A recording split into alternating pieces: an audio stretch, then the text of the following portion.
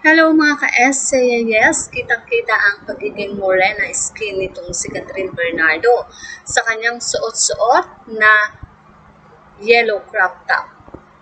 At makikita sa video, ito ay may kinalaman sa kanyang bagong endorsement.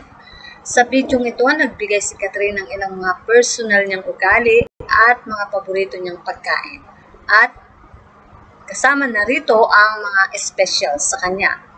Bago nga in-introduce ni Catherine ang kanyang bagong discover, ay si Catherine muna ang natanong sa mga bagay na personal sa actress.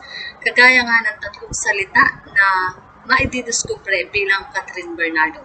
At ito naman ang sagot niya. Observant, passionate, at fun. Isa pang tanong kay Catherine, kung ulam naman daw siya, anong ulam naman siya?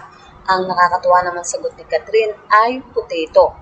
At ang tanong pa na isa naman kay Catherine ay kung ano daw ang pagkain na maiaahin niya sa kanyang nanay. At syempre, alam na alam din ni Catherine kung ano ang iluluto niya sa kanyang ina. At ang sabi niya ay chicken with mashed potato.